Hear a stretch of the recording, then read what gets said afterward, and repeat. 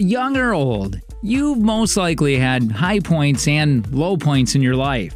High points where you felt on top of the world. Everything was going your way and you were absolutely crushing it. Low points where all of your effort seemed useless and essentially nothing went how it was supposed to. Well, what if I told you that you can replicate those feelings from the high point at will during bad times? That is precisely the point of late Dr. Richard Carlson's book, You Can Be Happy No Matter What. Dr. Carlson breaks down what in your mind causes happiness. Or rather, he breaks down what causes unhappiness, because he asserts that a contentment or gentle bliss are mankind's natural state of being. Remember as a kid how you'd just be happy being and doing stuff all the time? It's kind of like that. Now, that might sound strange to you if you have high-functioning emotional processes already and stay in the state of bliss. But humans are predisposed to think and compare, and this leads us to lose this natural state of contentment. The doctor conceptualizes this process of happiness breaking down into 5 items: thoughts, moods, separate realities, feelings, and the present moment. Thoughts and moods. First, absolutely everything about how we feel has to start as a thought. A human's thoughts drive everything else that they do. You can have fleeting or deliberate thoughts, and these can affect your mood. A fleeting thought is, for example, when someone cuts you off in traffic and you think to yourself, "Man, I should totally shoot that guy." You don't mean it, obviously, and it's not a very serious thought.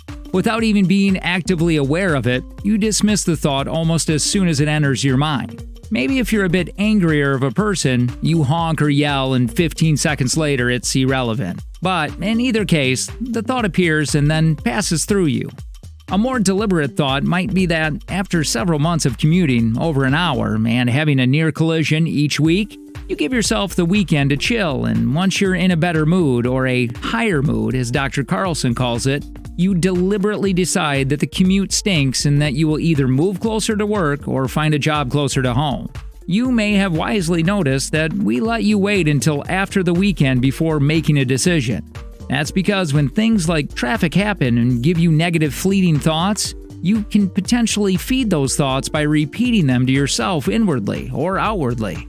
This will inevitably put you into a bad mood or lower mood. In a low mood, we make decisions less well, and similarly, a high mood makes you more likely to make good decisions. While the exact neuropsychology behind it was a bit fuzzy for me, one example made it more intuitive.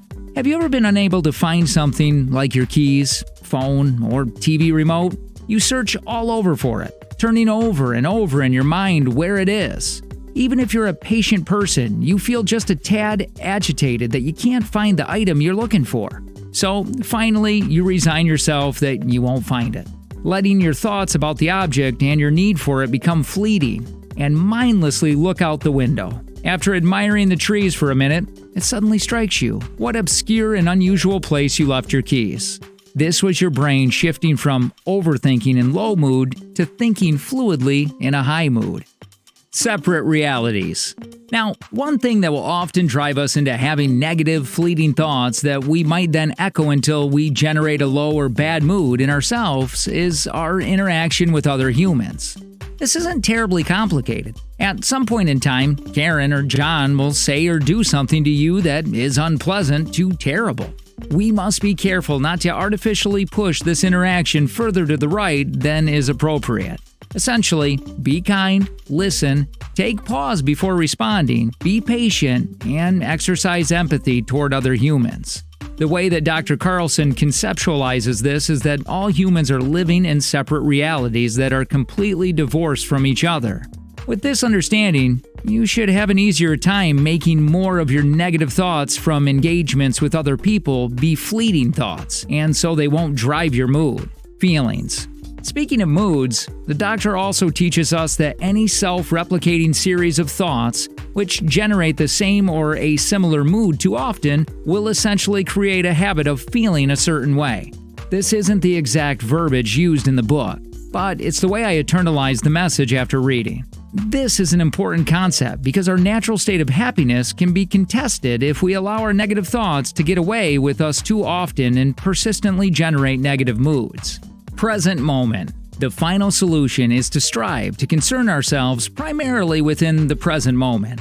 Although the author does acknowledge some level-headed reflection on the past and planning for the future is appropriate. Think of the last time you looked at the plants or wildlife just outside your home. I mean, really looked at them. Not seeing them passively and thinking, yeah, those are trees, but examining them in detail with no words attached to the thought.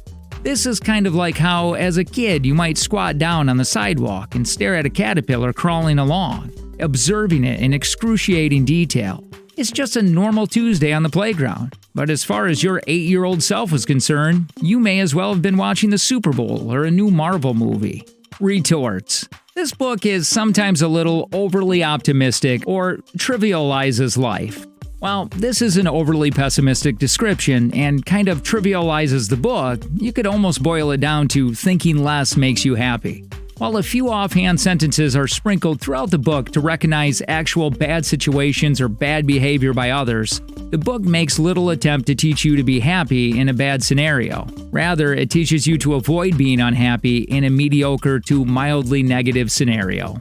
I would have loved to see some extra beef added to the book to address handling legitimately bad situations, ranging from toxic work environment, a spouse being unfaithful, or abuse at home. Instead, we stop at getting cut off in traffic, losing items, or having a mundane argument with your spouse.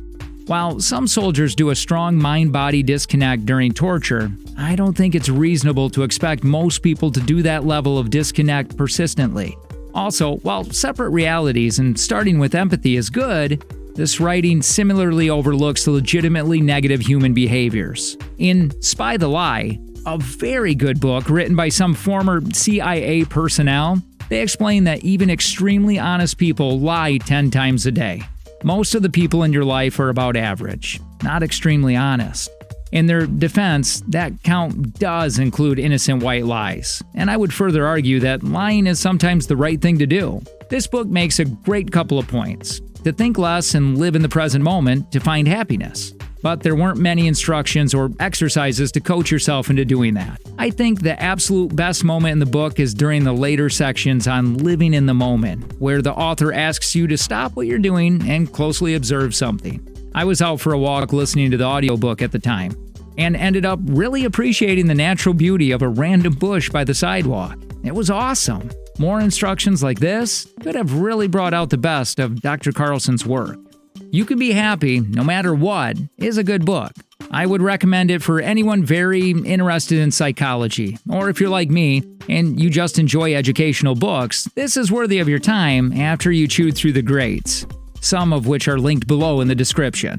I've also included a link to You Can Be Happy No Matter What by Dr. Richard Carlson in the description, as well as a link to a longer blog article discussing the book.